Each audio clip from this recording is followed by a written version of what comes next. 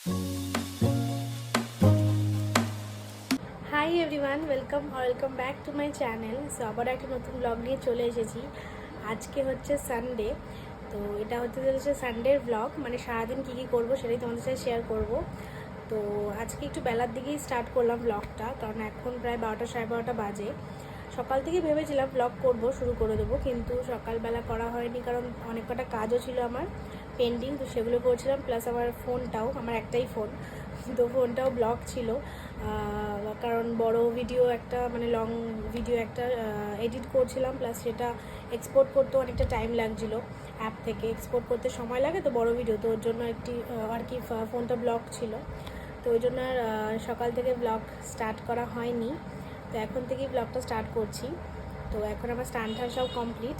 এখন যাবো হচ্ছে পুজো দিতে, আজকে আমি পুজো দেবো, তারপর রান্নাঘরে ঢুকবো। আজকে সানডের জন্য একটু স্পেশাল রান্নাবান্না হবে, তো তোমার সাথে শেয়ার করবো সেটা কি।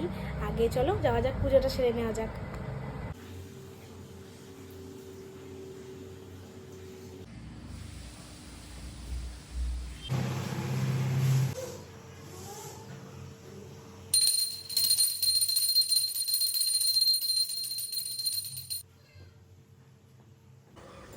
এই যে আমার পুজো দিতে দিতে মার ফ্রাইড রাইস কমপ্লিট দুপুরে লাঞ্চের জন্য, আর আমি ওদিকে চিকেনটাও বসিয়ে দিয়েছি।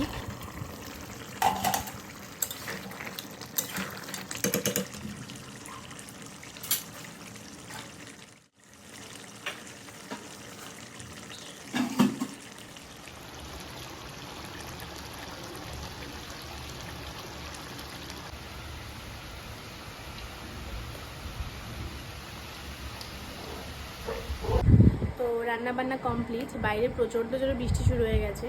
ওয়েদারটা ভালোই ছিল সকাল থেকে, হুট করে দেখি ঘন্টাখানেকের মধ্যে মেঘ ফেক কোথা থেকে চলে এলো, অন্ধকার হয়ে গেল, বৃষ্টি শুরু হয়ে গেল। তো যাক গিয়ে রান্নাবান্না সব কমপ্লিট। মা আগেই ফ্রাইড রাইস বানিয়ে নিয়েছিল, আর আমার চিকেনটাও কমপ্লিট। তো এবার খাবো। মা কিন্তু মার এখনও স্নান হয়নি, তো মা স্নান করতে যাবে, স্নান টান করা হয়ে গেলে দেন খাবো লাঞ্চ। দাদা হচ্ছে তোমার মাটন বিরিয়ানি নিয়ে এসেছে, তো ওই জন্য ও একটু খেলো আর আমাকে বললো বাকিটা খেয়ে নিতে। তো fried rice, mutton biryani, chicken কষা, মানে কোনটা ছেড়ে কোনটা খাবো, আর এত কিছু পেটের মধ্যে ধরবে না। তো যাই হোক, ওই অল্প অল্প করে টেস্ট করে দেখবো। মাটন বিরিয়ানির সাথে অল্প ফ্রাইড রাইস আর চিকেন কষা, তো এই হচ্ছে ব্যাপার।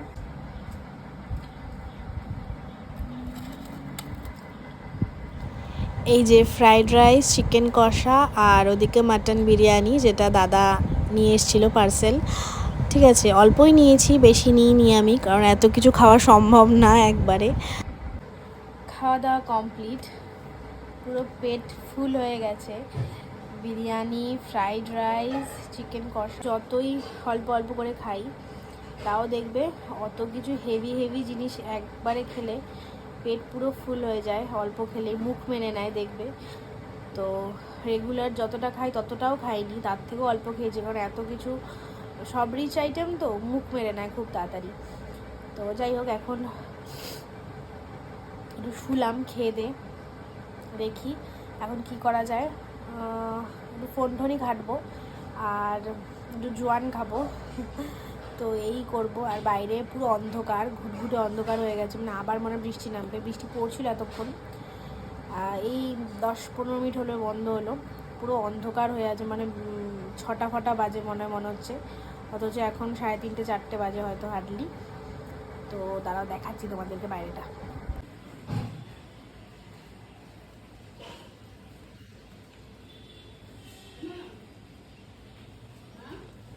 কোথায় পাবি? আজকে কেন? কখন আনলি? কালকে পড়ানো থেকে আসার সময় আমি নিয়ে এসেছিলাম আইসক্রিম, ফ্রিজে আছে।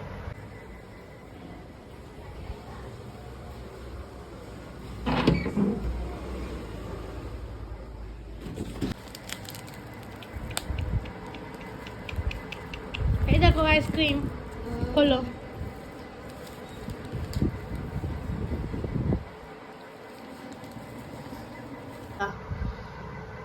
না না, এর মধ্যে ঢুকিয়ে দাও, বাটির মধ্যে ফেলে দাও।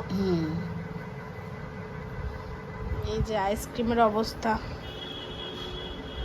ফ্রিজটা অসুবিধা হয়ে গেছে না, তো ডিপে যাই রাখছি গলে যাচ্ছে, ডিপের ওই ডোরটা ভেঙে গেছে, ওই জন্য। হ্যালো, ভালো। টেস্ট আছে। খাও।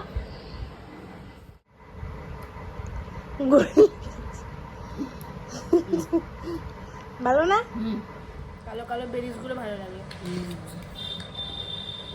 দাম নিয়েছে।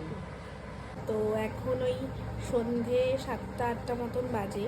আমি আবার একটু তোমার দোকানে গেছিলাম এই পাড়াতেই, কয়েকটা মুদি সদায় জিনিস আনতে। ওই জন্যই কুর্তিটা অন্য দেখতে পাচ্ছ।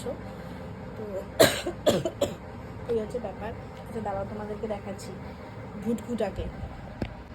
এই দেখো, হাই, সে হ্যালো।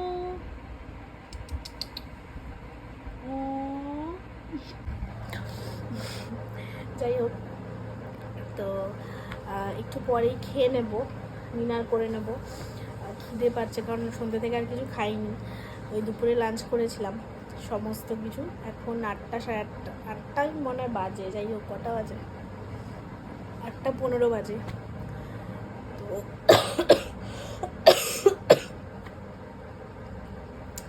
তো দেখি ওই 10টা, পৌনে 10টা বাজলে খেয়ে নেব।